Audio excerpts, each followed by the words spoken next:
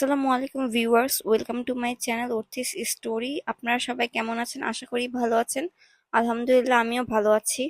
আজকে অনেকদিন পর একটা ব্লগ নিয়ে আসলাম। আমি ভিডিও শুট করে রাখি, কিন্তু বিজনেসের জন্য ভয়েস ওভার দেওয়া হয় না, তাই ভিডিও আপলোড দিতে পারছি না। আজকে আমরা যাচ্ছি লাঙ্কাউইতে। সো আমরা সকাল সকাল বের হয়ে গেছি এয়ারপোর্টের জন্য। আমরা কথা বলতে বলতে এয়ারপোর্ট চলে এসে পড়েছি। আমাদের প্লেনটা যখন ফ্লাই করা স্টার্ট করে তখন অনেক দূর দূর পর্যন্ত শুধু পাম ট্রি দেখা যাচ্ছিল, এত পরিমাণে পাম ট্রি ছিল। আমি জানি না ভিডিওতে কতটুকু বোঝা যাচ্ছে। সো আমরা লাঙ্কাউই এসে পড়েছি। উপর থেকে এত সুন্দর ভিউ দেখা যাচ্ছিল, মাশাল্লাহ। এটা আমার বেবির ফার্স্ট জার্নি ছিল প্লেনে। মাশাল্লাহ, আমার বেবি ঘুরতে বের হলে অনেক আনন্দ পায়, ও ঘুরোঘুরি করতে অনেক পছন্দ করে।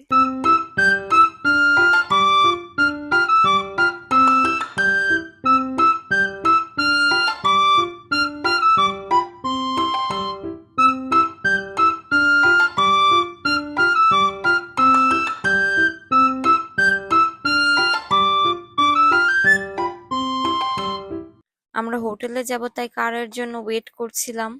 এই ভিউটা আমাদের রুমের ব্যালকনি থেকে দেখা যাচ্ছিল। Look at this view, just amazing. বাসায় এসে কিছুক্ষণ রেস্ট নিয়ে বাবা মেয়ে বিচে নেমে পড়েছে। মাশাল্লাহ, আমার বেবিটা কিছুই ভয় পায় না, কিন্তু পানিতে নেমে খুবই ভয় পেয়েছে। এখানে বিচের সামনে ফায়ার শো হচ্ছিল। এখানে সন্ধ্যা হলেই ফায়ার শো স্টার্ট হয়।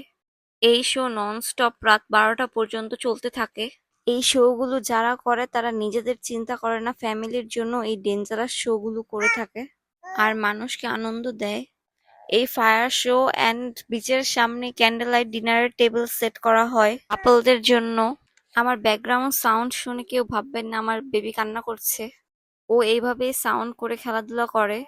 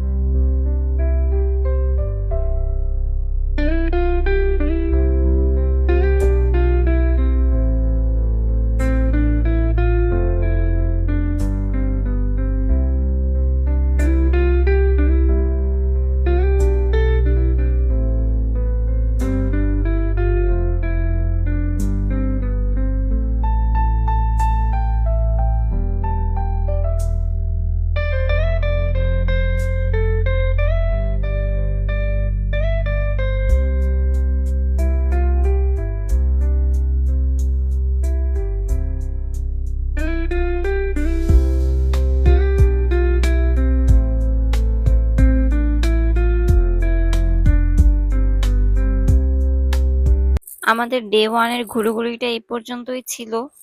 সবাই ভালো থাকবেন, সুস্থ থাকবেন এবং আমাদের জন্য দোয়া করবেন। আল্লাহ হাফেজ।